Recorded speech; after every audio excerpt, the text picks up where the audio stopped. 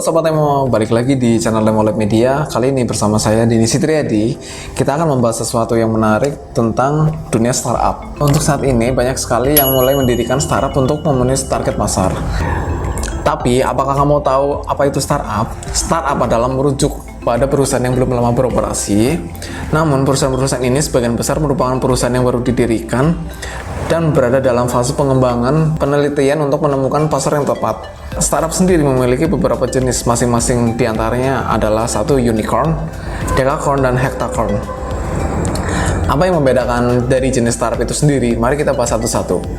Ketika sebuah perusahaan startup mulai meraih berbagai prestasi, nilai valuasinya meningkat, akan ada beberapa level yang akan diraih, yaitu satu, unicorn. Istilah unicorn berasal dari spesies kuda putih, mitologi yang mempunyai tanduk di dahinya. Perusahaan bergelar unicorn ini adalah bisnis yang valuasinya mencapai sampai dengan 1 juta US dollar atau setara dengan 14 triliun. Hewan unicorn digunakan dalam konteks perusahaan startup karena sama seperti unicorn.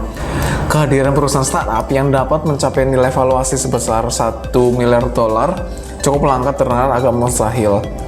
Julukan ini diperkenalkan oleh Alian Lee, pendiri perusahaan investasi Cowboy Ventures.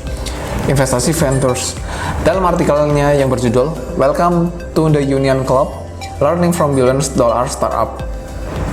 Di Indonesia, rasanya akan mustahil akan perusahaan unicorn perlahan mulai menghilang, mengingat beberapa perusahaan terkenal sudah mencapai peringkat ini, seperti Tokopedia, Traveloka, Bukalapak, OVO. Setelah mencapai level unicorn, perusahaan-perusahaan ini akan melangkah ke level selanjutnya, yaitu decacorn. Decacorn adalah gabungan dari kata deka dalam bahasa Yunani yang berarti angka 10 dan ditambah dengan akhiran unicorn. Sesuai namanya, perusahaan berlevel decacorn ini adalah perusahaan yang mempunyai nilai valuasi 10 kali lipat dari unicorn, yaitu sebesar 10 miliar US dollar. Beberapa perusahaan Asia yang sudah mencapai level ini adalah Tiao, ByteDance, DJ Innovation, Grab, dan 7 perusahaan lainnya. Tak mau kalah, Indonesia pun juga memiliki perusahaan yang bergelar decacorn. Berdasarkan data dari CBI Insight Real Time Unicorn Tracker pada tahun 2019, Gojek perusahaan pertama di Indonesia yang berhasil mencapai level ini. Perusahaan marketplace Tokopedia juga diharapkan menyusul kesuksesan Gojek mencapai gelar decacorn pada 2020 tahun ini.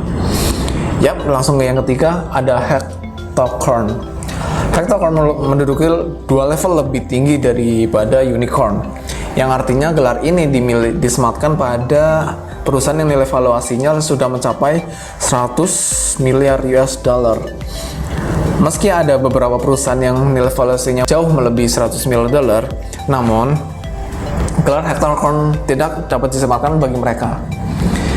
Pasalnya, hectacorn hanya bisa didapatkan jika perusahaan tersebut masih rintisan alias startup yang sebenarnya masih dalam tahap pengembangan. Saat ini, Indonesia belum mempunyai perusahaan setingkat hectacorn.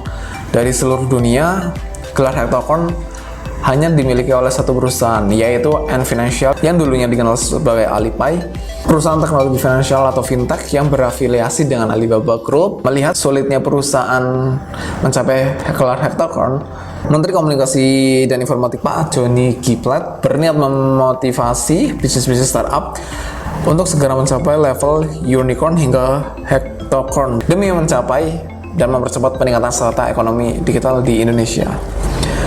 Oke, sekian dulu Nemo Info kali ini, pembahasan tentang startup. Kita lanjut di video selanjutnya. Dadah. Dah.